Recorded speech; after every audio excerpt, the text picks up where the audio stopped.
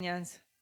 Y que a través de tu Santo Espíritu, Señor, prepares nuestro corazón, nuestra mente y nuestro oído para lo que tú quieres hablarnos. Que podamos, Señor, recibir con gozo tu palabra, aunque nos duela, aunque, Señor, nos confronte, que la recibamos con gozo y que esta palabra nos lleve, Señor, a cumplir el propósito con el que nos has creado. Vivir en santidad y vivir para tu gloria y para tu honra. Por eso, Padre, damos a ti toda la alabanza y toda la oración en el nombre de Jesús. Amén y amén. Bueno, la vida en rosa. Ya mi esposo siempre me predica la mitad de la introducción. No, yo no sé qué voy a hacer con él. Como decía, la vida en rosa es una expresión popular para indicar que no hay problemas y que todo está bien. ¿Y qué más quisiéramos nosotros que vivir una vida en rosa, cierto? No en rosa en la casa de Doña Rosa, no, en rosa.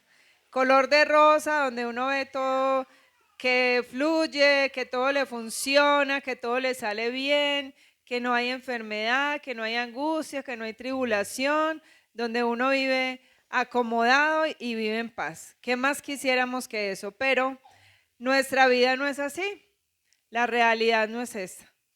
Mientras estemos en esta tierra vamos a tener aflicciones, vamos a tener enfermedades, vamos a tener discusiones, diferencias con la familia, con el esposo, con los hermanos, en el trabajo, vamos a pasar por altos y por bajos.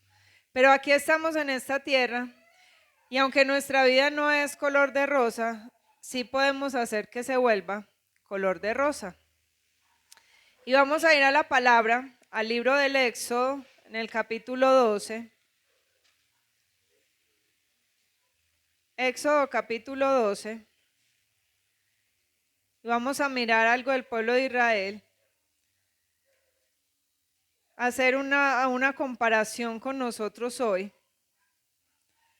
Porque realmente de lo que Israel era a lo que nosotros somos hoy no hay mucha diferencia. Éxodo capítulo 12, versículo 29. Yo tengo la nueva versión internacional. Amén. Leemos la palabra en el nombre del Padre, del Hijo y con la unción de su Santo Espíritu. A medianoche el Señor hirió de muerte a todos los primogénitos egipcios, desde el primogénito del faraón en el trono hasta el primogénito del preso en la cárcel, así como las primeras crías de todo ganado. Todos en Egipto se levantaron esa noche, lo mismo el faraón que sus funcionarios. Y hubo grandes lamentos en el país. No había una sola casa egipcia donde no hubiera algún muerto. Y esa misma noche mandó llamar el faraón a Moisés y a Aarón y les ordenó: largo de aquí, aléjense de mi pueblo ustedes y los israelitas, vayan a adorar al Señor como lo han estado pidiendo. Llévense también sus rebaños y sus ganados como lo han pedido, pero váyanse ya, que para mí será una bendición. Y el pueblo egipcio, por su parte, instaba a los israelitas a que abandonaran pronto el país. De lo contrario, decían, podremos darnos por muertos.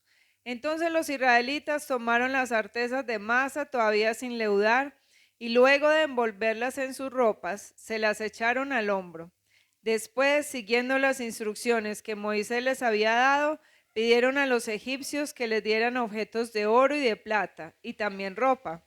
Y el Señor hizo que los egipcios vieran con buenos ojos a los israelitas. Así que les dieron todo lo que pedían. De ese modo los israelitas despojaron por completo a los egipcios. Amén. Señor, habla que tus siervos escuchamos. Resulta que el pueblo de Israel había vivido en esclavitud en Egipto durante 430 años. Y el día que cumplieron los 430 años de esclavitud, el Señor los liberó de esa esclavitud. Pero como terminan los versículos finales diciendo, los israelitas no salieron con las manos vacías. ¿Con qué salieron los israelitas? Con oro, vestidos, mejor dicho, dice la palabra, despojaron por completo a los egipcios. Primero los israelitas habían sido despojados de su identidad porque ni siquiera se les daba permiso de adorar al Dios que los había creado, al Dios que ellos tenían. Se les había despojado de sus riquezas, se les había despojado de todo, pero ahora se voltea la torta, ¿cierto? Y de tener una vida gris bajo la esclavitud de Egipto, empiezan a tener una vida color de rosa. ¿Por qué una vida color de rosa? Mire, cuando uno ha sido víctima de abuso, cuando uno ha sido víctima de menosprecio, cuando uno ha sido víctima de alguien, uno quiere que ese alguien pague por lo que me hizo. O no, uno dice, no, que tranquilo, que se vaya, que viva su vida feliz y contento. ¿Cierto que no? Uno quiere que el otro pague, y lo que hizo el Señor aquí, antes de sacar a Israel de Egipto, fue enviar las plagas y dejar a Egipto prácticamente destruido. Y ahí tenemos un Dios que hace justicia. Si te has sentido menospreciado, esclavizado, engañado, abusado, hay una buena noticia en esta palabra, y es que diga conmigo, Dios es mi justicia. Él pelea por mí. Se tardó lo que él se quería tardar, pero la justicia llegó y Egipto quedó destruido. Hasta le quitó lo que más amaba, que eran sus primogénitos. Ese fue como la estocada final con la que el Señor sacó a Israel de la esclavitud de Egipto. Y segundo, Dios hace que los egipcios entreguen muchas riquezas al pueblo como recompensa. Diga conmigo, Dios no me va a dejar sin recompensa. El pueblo se lo merecía. No sé si se lo merecía o no, pero Dios dijo, ustedes estuvieron 430 años esclavizados aquí. Ni riesgos que yo voy a dejar salir a mis hijos con las manos vacías. Les llenó las manos, les llenó los bolsillos antes de sacarlo de la esclavitud. Y qué rico, qué bueno, y es aquí donde comienza el pueblo a cambiar de gris a rosa. Y salen felices y ellos dijeron, no, ya nos vamos, listo, estamos libres, salimos con las manos llenas, nos vamos de rumba y nos vamos a la tierra que el Señor nos prometió. Y salen y empiezan a caminar por el desierto y resulta que el recorrido era largo. Más adelante dice el Señor, yo los puedo hacer pasar por la tierra de los filisteos y de esa manera llegarán más rápido al otro lado. Pero yo no quiero enfrentarlos a la batalla. Y cuando yo leía eso, yo decía, Señor, ¿será que tú no eras capaz de enviar tu ángel para que los filisteos no se levantaran? Los planes y los propósitos de Dios que no entendemos en el momento, luego a medida que vamos caminando, vamos entendiendo por qué Dios lo permite. Amén. Y empieza el pueblo a caminar. Y lo que ellos menos esperaban y lo que ellos menos querían era que el camino que ahorita estaba color de rosa se les iba a tornar color gris. Y resulta que el domingo que fuimos al encuentro de parejas al lunes, hicimos una caminata. Y yo les voy a contar la historia de la caminata para que entendamos por qué esta palabra. Mi esposo había ido a mirar el terreno. Él había ido a evaluar porque los pastores que ministraron el encuentro nos dijeron necesitamos una caminata donde haya un terreno empinado, parte del terreno plano, que sea suave, donde las parejas salgan felices, contentas, hablando, chacoteando. Llegamos a cierta parte del camino y ya que el camino se ponga empinado, porque vamos a hacer un pacto de silencio y un pacto donde no nos vamos a poder soltar la mano. Y el camino debe ser empinado. Y mi esposo fue, miró el camino con alguien que conocía ese lugar allá. Y él no llegó sino hasta cierta parte del camino. Eran escalitas en cemento, chévere el camino, rico. Y el hermano le dijo, no, pastor, vea, si quiere caminar aquí, de la torre donde quiere ir está a 10 minutos de camino. Es así en cemento, el camino ya es planito, rico, chévere. Si quiere ir hasta allá, bueno. Resulta que llegamos hasta el lugar hasta donde mi esposo había llegado con el hermano y vimos que era muy poquito tiempo y que el camino no era difícil. Y dijimos, listo, él dijo que de aquí para allá era cemento, rico, vamos caminando otros 10 minutos. Eso era lo que nosotros pensábamos. Cuando resulta que a los 5 metros se acabó el cemento. Se acabó el camino, había llovido, imagínense cómo estaba una montaña llena de pantano, era una trocha, el camino era estrechito, no le cabían uno sino los 2 pies. Y ya no veíamos ni para dónde íbamos y había que empezar a subir por la montaña. Yo dije, para atrás ni para coger impulso. Y yo en el camino pensaba y yo decía, mi esposo, ¿por qué no vino primero a mirar el camino? ¿Cómo nos va a meter a ese pantanero? Y habían huecos a los lados, y como el hueco al lado de la montaña y como el despelucadero, el despeñadero de ahí para abajo. Y yo decía, Señor, por favor, que los hermanos no se vayan a rodar por aquí porque toca ir a recogerlos abajo a San Javier. ¡Qué miedo! Y en el camino el Señor empieza a hablar y hablar y hablar. Los pastores de Bogotá no conocen Medellín, no conocen el terreno y ellos se fueron adelante. Resulta que se perdieron. Resulta que el camino que ellos cogieron no llevaba a la torre, sino que llevaba a otro lado. Pero miren qué tan lindo el Señor, que es que no era donde nosotros quisiéramos ir, sino donde el Señor nos quería llevar. Fuimos a donde el Señor nos quería llevar. Y les voy a ir contando a medida que vamos hablando de lo que el Señor habla a mi corazón en este camino. Y fue lo que le pasó al pueblo de Israel. Ellos llegaron el camino listo de cemento rico hasta aquí. Llegamos hasta que se pararon al frente del mar. Y cuando se paran al frente del mar, el camino de cemento se acabó. Porque resulta que Dios hizo que Faraón se arrepintiera de haberlos dejado salir. Y Faraón va junto con su ejército a destruir al pueblo de Israel. Y está el pueblo de Israel allí, dice, de aquí para allá no hay sino agua, y de aquí para allá viene el ejército. ¿Qué vamos a hacer? Y lo vamos a leer en Éxodo 14, versículo 10, para que miremos lo que hace el pueblo. Dice, el faraón iba acercándose.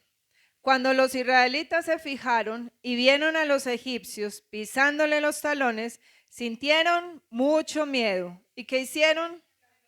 Clamaron al Señor. Pero entonces le reclamaron a Moisés, ¿acaso no había sepulcros en Egipto que nos sacaste de allá para morir en el desierto? ¿Qué has hecho con nosotros? ¿Para qué nos sacaste de Egipto? Ya en Egipto te decíamos, déjanos en paz. Preferimos servir a los egipcios. Mejor nos hubiera sido servir a los egipcios que morir en el desierto. Ay, Dios mío, si venían tan felices, tan contentos, con sus manos llenas de riquezas, de todo lo que el Señor les había entregado, venían con la libertad. ¿Qué pasó aquí? Se acabó el camino y empezó la trocha. Y entonces cuando se acaba el camino rico, el camino cómodo, el camino donde vamos tranquilos, y empieza la dificultad, empezamos nosotros a comportarnos como el pueblo de Israel. Venimos felices, contentos por las bendiciones del Señor. Es que el Señor me sanó y dimos testimonio. El Señor me proveyó, el Señor me abrió puertas, me dio un empleo. El Señor convenció, trató con mi esposo, con mi familia, con mis hijos. Y estamos al estilo pentecostal pandereto. Aleluya, gloria a Dios, felices, contentos, vida color de rosa. Pero de pronto vuelven las dificultades.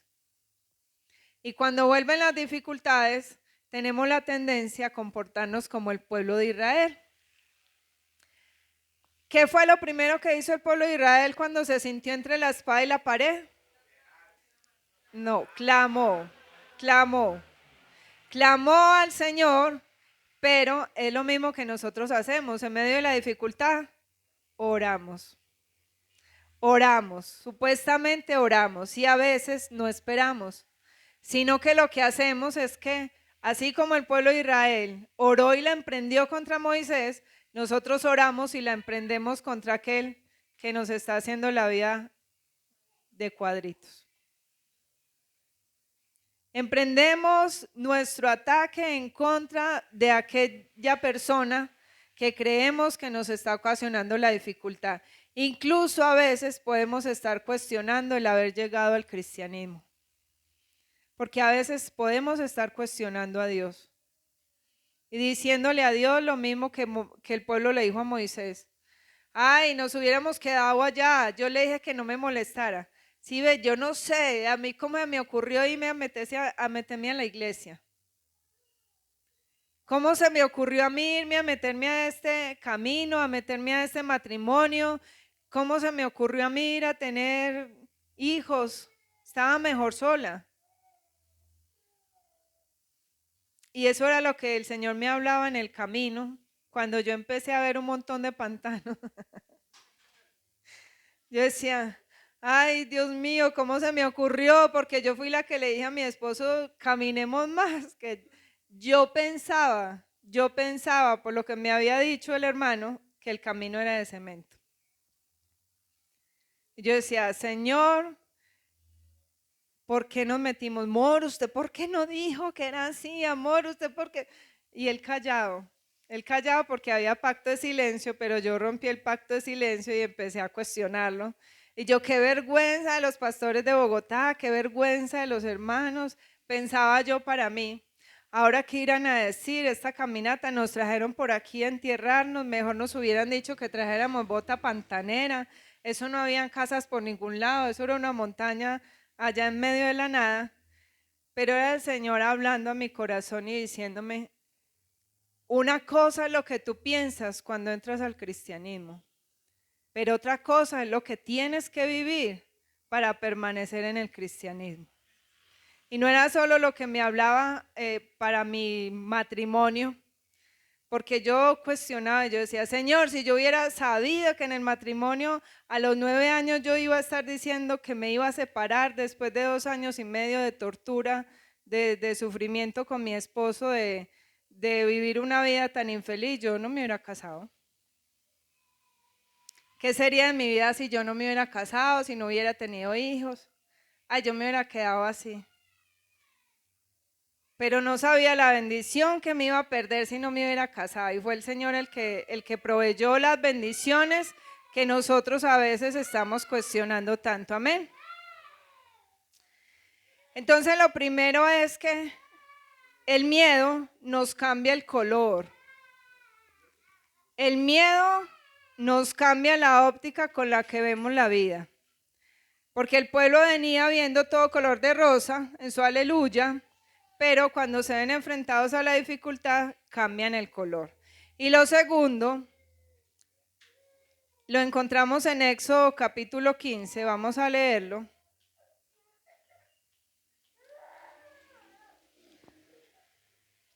Éxodo capítulo 15, versículo 22. Resulta que el pueblo de Israel ya había atravesado el mar, ¿cierto? Y ya iban caminando, contentos, felices, y se encuentran al frente de las aguas de Mara. Y dice, Moisés les ordenó a los israelitas que partieran del Mar Rojo y se internaran en el desierto de Sur. Y los israelitas anduvieron 3 días por el desierto sin hallar agua.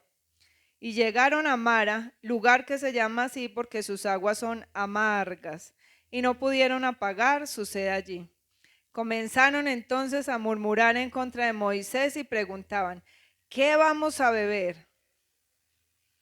¿Qué vamos a beber? Lo segundo que ocurre es, diga conmigo, la sequía me cambia el color. Este pueblo estaba seco no solo física, sino espiritualmente. Porque ¿qué pasó en los versículos que leíamos antes? Cuando el pueblo se vio enfrentado a la dificultad, ¿qué fue lo primero que hicieron? Clamaron y luego murmuraron. ¿Y qué pasó aquí? Diga conmigo, ya no clamaron, solo murmuraron. ¿Estamos lejos de eso? No. No estamos lejos de que nosotros también somos así. Ni siquiera voltearon su rostro al Señor. ¿Qué pasa en el camino cuando nosotros nos olvidamos del Señor? Nos volvemos secos, nos volvemos amargos. Entra la amargura en nuestra vida y empezamos a vivir un cristianismo amargado.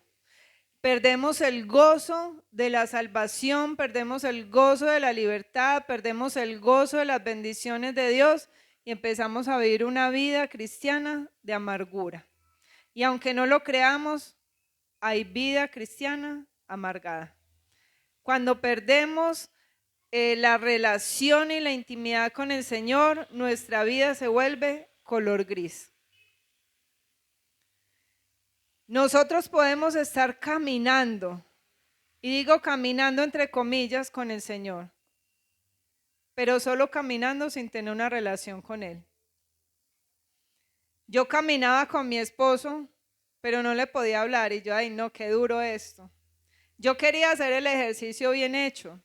Yo sabía que estaba en medio de la nada y los pastores que iban lejos adelante y otros hermanos venían atrás lejos y yo decía, ¿puedo hablar y quién se va a dar cuenta?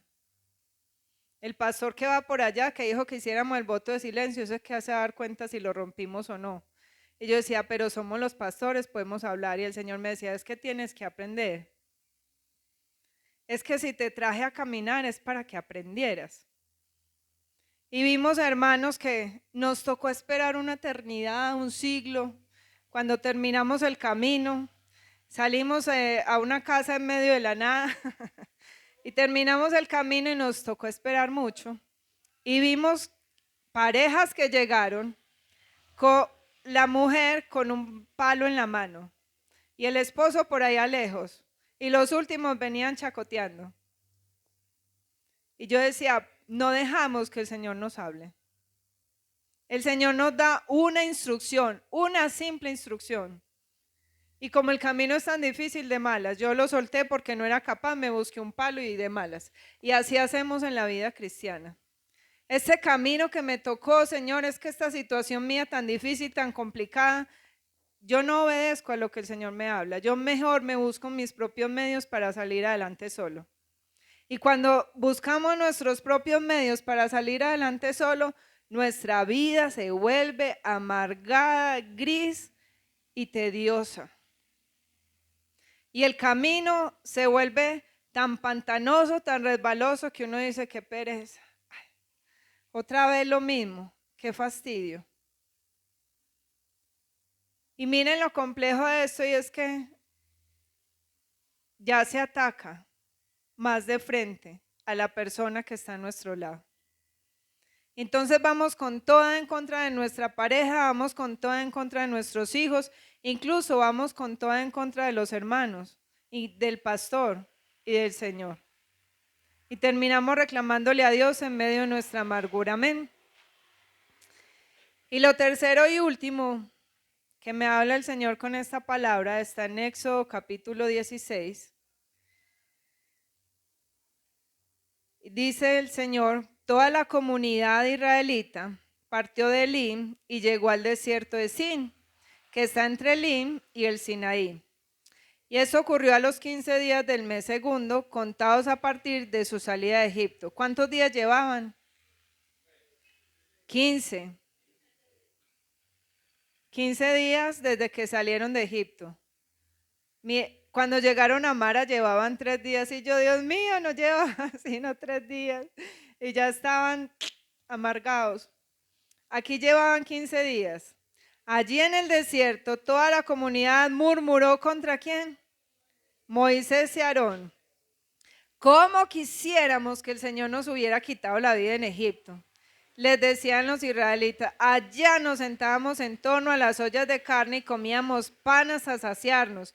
Ustedes nos han traído a este desierto para matar de hambre a toda la comunidad. Diga conmigo, el hambre me cambia el color. Si la falta de relación con el Señor nos deja secos, la rutina y la monotonía nos matan de hambre. La rutina y la monotonía en la que entramos en el cristianismo nos matan de hambre. Y mire lo bonito. En el primer punto, ellos claman a Dios y luego la emprenden contra Moisés. En el segundo punto ya no claman, solo la emprenden contra Moisés. Y en el tercero, ni claman y no la emprenden solo contra Moisés, sino que le suman una víctima más. Le suman a Aarón, el sacerdote. Así va nuestro camino. Cada día vamos añadiendo una víctima más. Y yo decía, Señor, este pueblo, ¿por qué se quejaba por hambre? Si en los versículos que leímos al primero, de entrada, en el capítulo 12, se los voy a leer.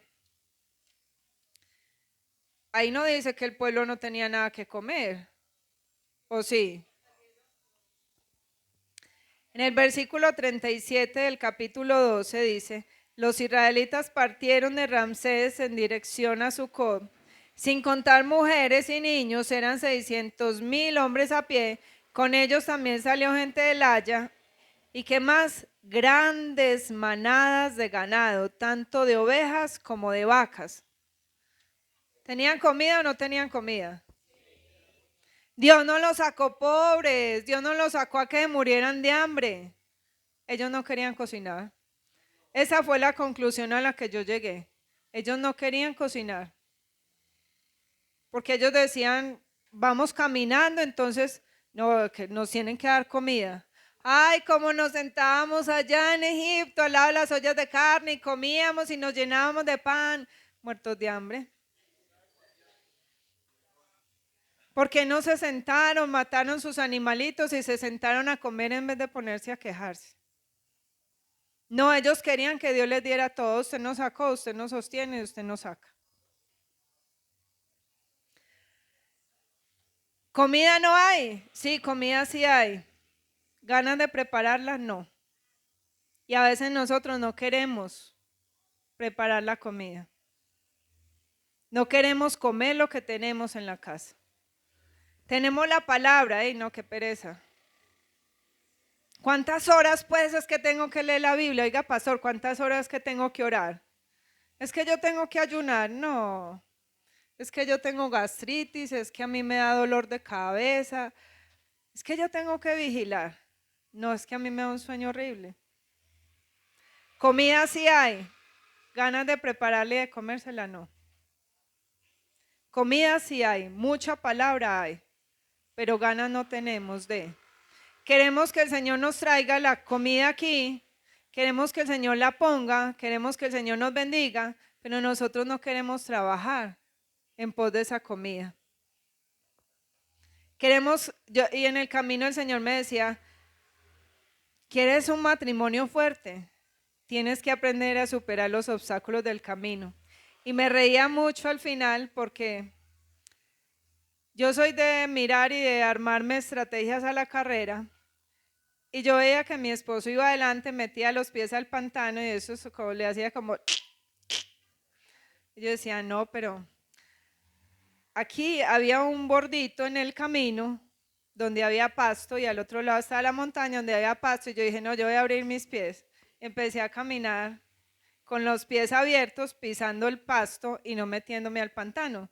Y cuando llegué al final, que empezaron a llegar los hermanos que, ¿y la pastora por qué no se empantanó? Y Guillermo llegó empantanado hasta los tobillos, casi que hasta las rodillas, y dices que esa es la diferencia entre el pastor y el siervo. Y yo le dije, no, esa es la diferencia entre planear y no planear, entre armarse estrategias o meterse al pantano. Y eso es lo que el Señor quiere de nosotros, que armemos estrategias. No que vayamos por donde va todo el mundo. Ellos dijeron, hay pantano, metámonos al pantano. No, el Señor quiere que vayamos más allá de lo que nuestros ojos ven. Que si queremos matrimonios fuertes, que si queremos familias fuertes, que si queremos ministerios fuertes, nosotros tenemos que pasar por dificultades, por caminos que no queremos. Y lo más bonito es que no era el camino que queríamos, era el camino al que el Señor nos llevó. Y ese camino no lo queremos pasar porque es que esa comida no me gusta, Señor, es que no me gusta. Yo vivir, tener paciencia, no poder hablar y no poder soltar lo que tengo en mi corazón, eso cuesta. Eso cuesta. Ser paciente, tener las 9 características del fruto del Espíritu Santo cuesta. El agachar la cabeza, porque es mejor dar buen testimonio, es mejor una palabra calmada que aplaque la ira y no el querer imponer mi pensamiento, lo que yo quiero sobre el otro. Eso cuesta y es la comida la que yo no estoy dispuesta a sacrificar. El pueblo podía sacrificar las ovejas y podía cocinarlas para comérselas, pero no quería. El pueblo no quería. Hoy el pueblo cristiano quiere, Señor, dame, y hoy cantábamos y quiero verte cara a cara y quiero más de ti y ser como tú y manda más de tu espíritu. Pero, ¿qué vamos a hacer con lo que estamos pidiendo? Si el Señor nos manda la comida, ¿qué vamos a hacer? Y lo lindo es que el Señor dice, bueno, listo, yo les voy a mandar el maná. Recojan cada día lo que necesitan. No guarden para el otro día porque se les pudre y los voy a poner a prueba. Y hubo quien cayó, quien desconfió de la provisión de Dios para cada día y guardó y la comida se le pudrió.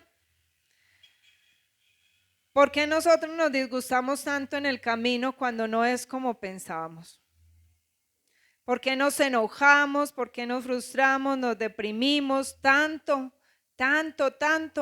que la iglesia hoy en día, y yo digo, Señor, me da tristeza. Yo sé que los problemas mentales existen. Yo sé que la pandemia trajo muchos problemas mentales, pero ¿dónde está mi relación con el Señor? Porque hay tantos cristianos deprimidos. Porque habiendo tanta comida no queremos prepararla y no queremos comerla. ¿Dónde está mi dependencia del Señor? Y cuando nosotros nos frustramos, nos enojamos, le estamos diciendo a Dios, ¿sabe qué, Señor? Usted se equivocó. Usted se equivocó cuando me llamó, era mejor que me hubiera dejado en el mundo, en la esclavitud. Allá yo miraba cómo solucionaba, si cogía un palo y me iba sola por el camino. Si tenía dificultades económicas, iba y hacía un chance a ver si me lo ganaba. Si estaba en un aprieto con alguien, le podía decir una mentira y salía de paso. Pero ahora tengo que dar testimonio. Y cuando nosotros empezamos a cuestionar al Señor y empezamos a señalar y a señalar, no vivimos una vida de santidad. Porque la santidad viene de un corazón agradecido con el Señor. La santidad no viene por obligación. Tú y yo no somos santos porque nosotros decimos que queremos ser santos, no.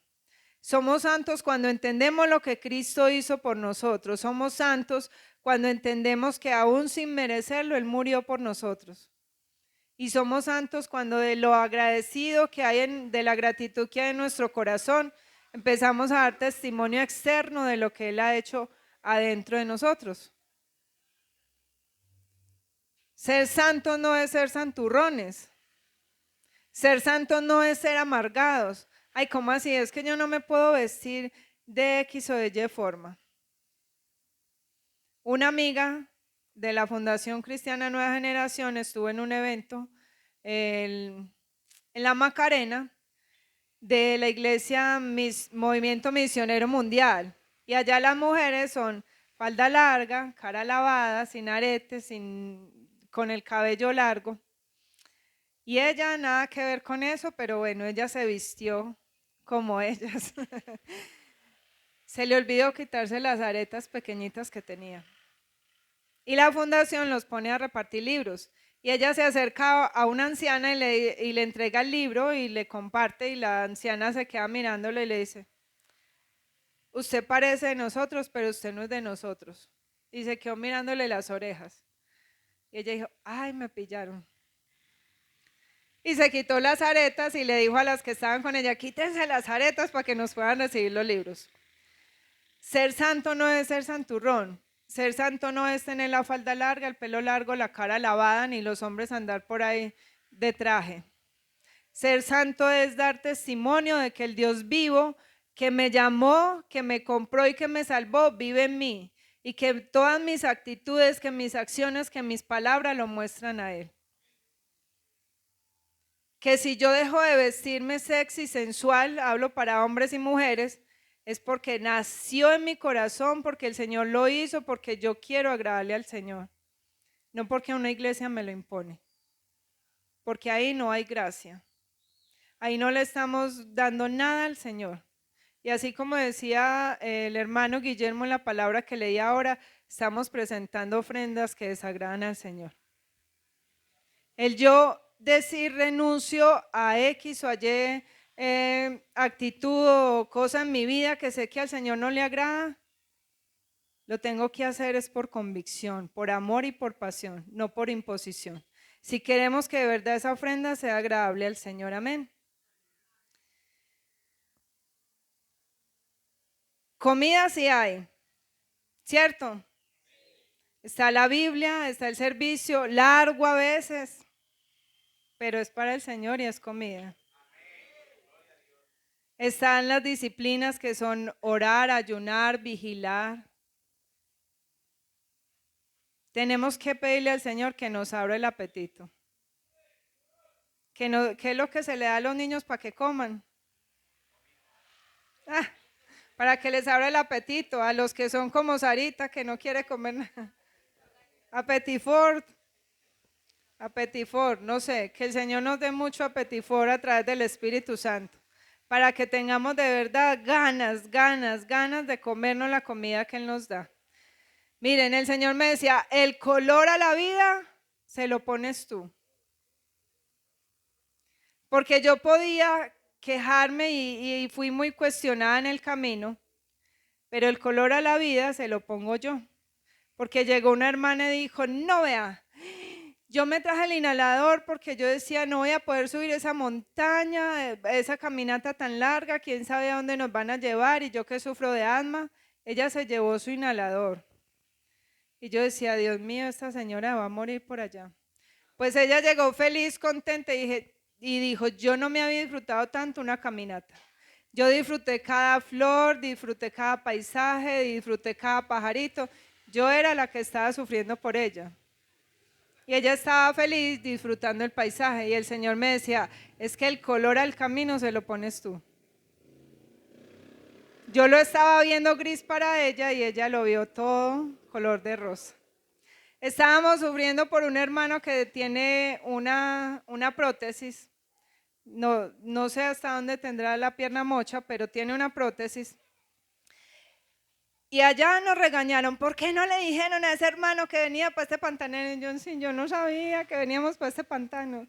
Le hubieran dicho para que él no hubiera venido, qué pecado, él tiene prótesis. Pues él llegó allá feliz, contento, dichoso, saltando en su pata, saltando en una pata. El color a la vida se lo pongo yo. Amén. Yo soy.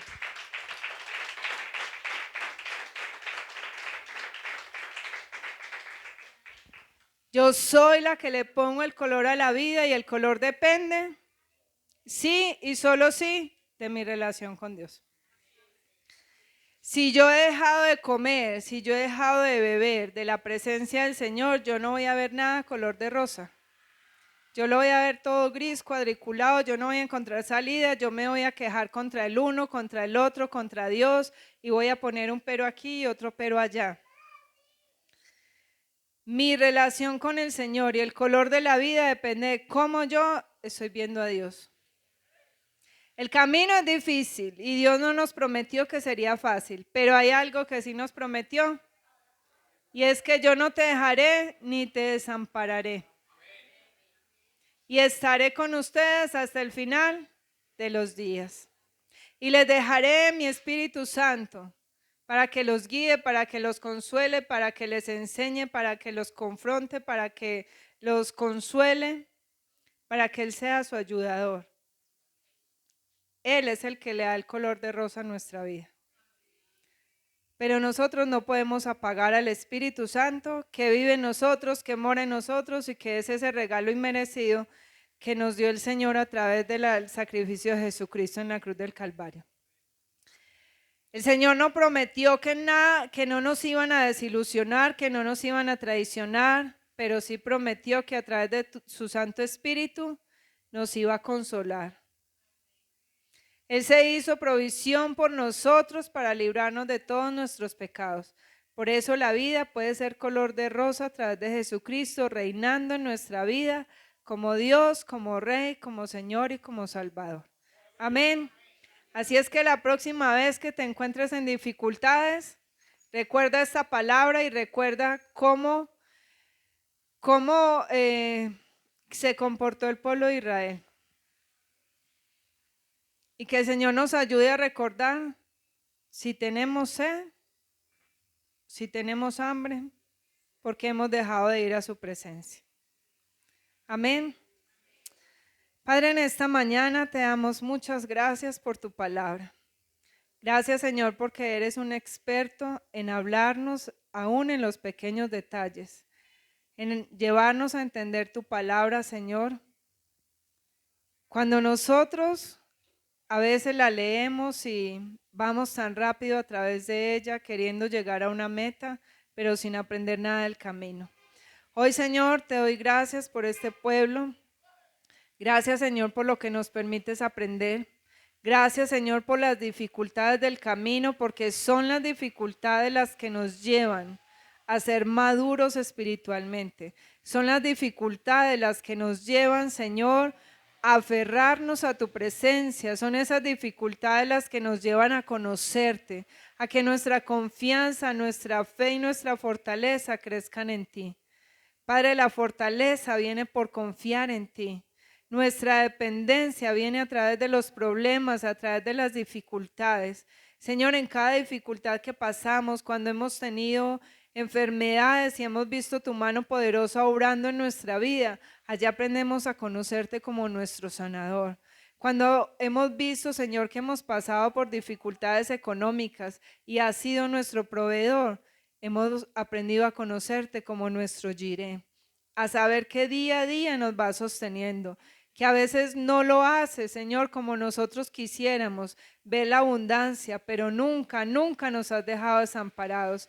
Hoy te ruego, papá, en el nombre de Jesús, que nos ayudes a entender que la vida cristiana no es color de rosa, sin dificultades, sin problemas, pero sí es color de rosa cuando nuestros ojos están puestos en ti.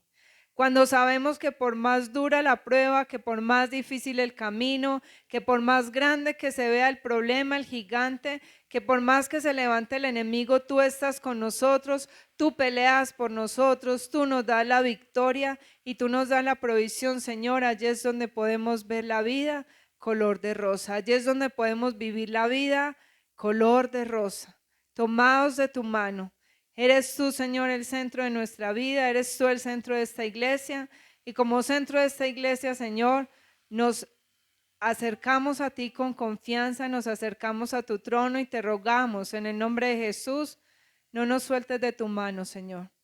Sabemos que no lo vas a hacer, pero no permitas que nosotros nos soltemos, porque cuando nos soltemos vamos a estar perdidos. Cuando soltemos tu mano, Señor, y busquemos un palo para caminar a nuestra manera, allí estaremos perdidos.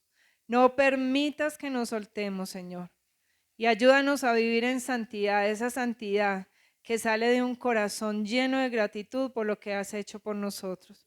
Señor, gracias por la vida de cada hermano que hoy está escuchando este mensaje, y gracias, Señor, por aquellos que lo van a escuchar después, porque sé, Señor, que a través de cada palabra hablas a nuestra vida y a nuestro corazón. Por eso a ti, mi Rey amado, damos toda la gloria y damos toda la honra en el nombre de Jesús. Amén y amén.